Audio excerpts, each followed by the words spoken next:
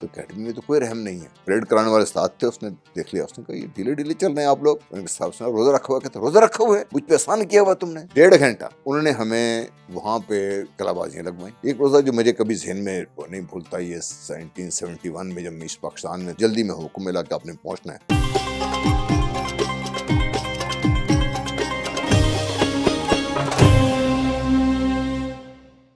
ہمارا تعلق, ہماری فیملی جو ہے وہ جلندھر سے ہجرت کر کے یہاں پہ آئی 47 میں.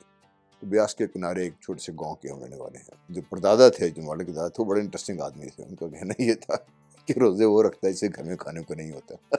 تو مطلب اس قسم کے ماحول میں ہوتے, بٹ کنزرویٹو ماحول تھا. لیکن میں فوجی کا بیٹا ہوں, تو فوجی کا ایک ہونے کا بیٹے کا ایک نقصان, یہ فائدہ یہ ہوتا ہے کہ اب ہر سال 1.5 سال بستر بندہ ہوتا ہے. میرے والد صاحب ایبٹ آباد میں پوسٹڈ تھے. میری پیدائش 1949 16 نومبر ایبٹ آباد کی ہے. اس کے بعد پھر چلتے رہے پنڈی, کوئٹہ, ایسٹ پاکستان چلے گئے. کلاس 2 میں تھے جب ایسٹ پاکستان پہنچ گئے. تو ایسٹ پاکستان میں تھے, مجھے یاد ایگزیکٹلی کہ بھئی روزہ وہاں پہ روزہ رکھنا روزہ رکھنا روزہ رکھنا. بچپن میں جیسا ہوتا ہے شوق ہو, والد صاحب نے ٹھیک روزہ رکھ لیا. اس وہ اٹھے جی, بڑے جوش و جذبے سے ہم لوگ جو کھا سکتے کھایا, سو گئے.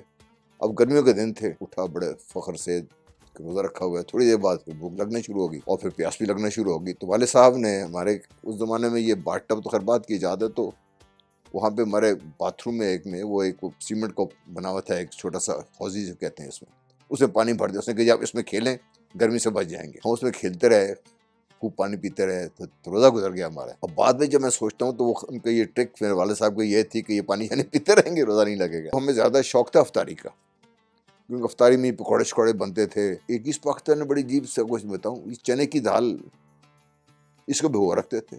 شام کو اس کو بغیر ابالے ہوئے, اس میں نمک, مرچ, سبز مرچ, لیمو شیمو چھڑک کے, پیاز چھڑک, وہ ایک چاٹ بنتی تھی ایسٹ پاکستانی بنگالیوں کو بنا کے, وہ بڑی مزہ آتی. وہ ہم کھاتے. اکیڈمی میں گئے ہم لوگ 67 نومبر میں اکیڈمی میں پہنچے. تو جب روزے آئے, سردیوں میں روزے تھے, تو اکیڈمی میں تو کوئی رحم نہیں ہے. فرسٹ ٹرم میں ہی تھے روزہ رکھ کے. ہمارا خیال تھا کہ ہمارے بڑے ہم پہ وہ ہوگا, نرمی کا برتاؤ ہوگا. آج کل تو پتہ نہیں کہ ہر زمانے میں بے انتہا رگڑا ملتا تھا ہمیں. وہ رگڑا ملنے کی وجہ نہیں تھی کہ وجہ ہونی چاہیے, بس رگڑا آپ کو دینا ہے.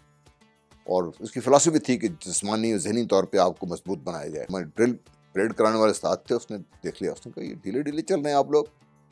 میں نے کہا صاحب سنا روزہ رکھا ہوا, کہتے روزہ رکھا ہوا ہے, مجھ پہ احسان کیا ہوا تم نے. شروع ہو گئے 1.5 گھنٹہ انہوں نے ہمیں وہاں پہ کلا بازیاں لگوائیں, اور کوئی معافی نہیں تھی.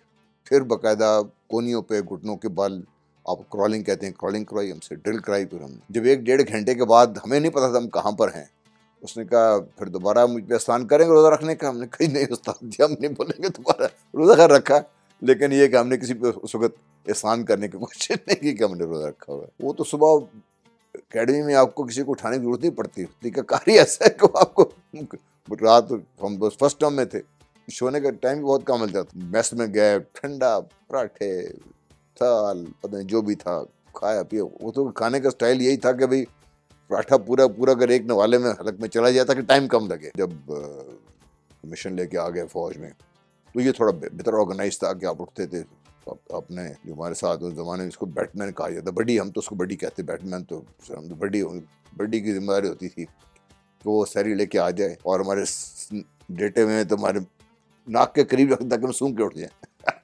تو اٹھ جاتے تھے. وہ ٹپیکل فوج کا یہ میس کا ہوتا ہے, پراٹھے بنے ہوئے ہیں, انڈے بنے ہوئے ہیں, انڈے کوئی بھجیا بنی ہوئی ہے, کوئی سویٹ ڈش وغیرہ, دہی وغیرہ. جو ایک روزہ جو مجھے کبھی ذہن میں نہیں بھولتا, یہ 1971 میں جب میں ایسٹ پاکستان میں تھے, تو ایک دن رات کو مجھے حکم ملا کہ آپ نے فلانی جگہ جانا ہے, 2 گنز لے کے, بڑا آپریشن جلدی میں حکم ملا کہ آپ نے پہنچنا ہے. اور یہ بھی شاید دنیا کو نہ پتہ, 20-21 نومبر کی رات کو باقاعدہ جوہر سیکٹر میں پہ حملہ ہو گیا. تو یہ اس سے چند دن پہلے کی بات ہے. تو خطرہ بھی تھا, ٹینشن بھی تھی. ہم ایک ایسے علاقے میں تھے جہاں پر ہمارے اور کوئی تھا نہیں, 18-20 آدمی بھی تھے, ان کی حفاظت بھی تھی. پوری جب یہ جو سارا دن گزرنا, میں ابھی جب یاد کرتا ہوں, شاید زندگی میں اس سے زیادہ سخت روزہ میرا کوئی نہیں تھا. احساس ذمہ داری, پھر احساس وہ جو خطرے کا احساس ہے, پھر اپنے جو جوان ہیں ان کی آپ کی حفاظت ہے, پھر توپیں 2 ان کے پاس, ایمونیشن آپ کے پاس, پھر آگے جو مشن ہے اس کے لیے. تو میرے خیال ہے سارا آل ٹول ٹوگیدر یہ جو کلیکٹیو جو کیومولیٹیو افیکٹ یہ تھا کہ میں نے نہیں خیال کہ اس کے بعد, اس سے پہلے مجھے کبھی روزہ اتنا شدید محسوس ہوا ہو.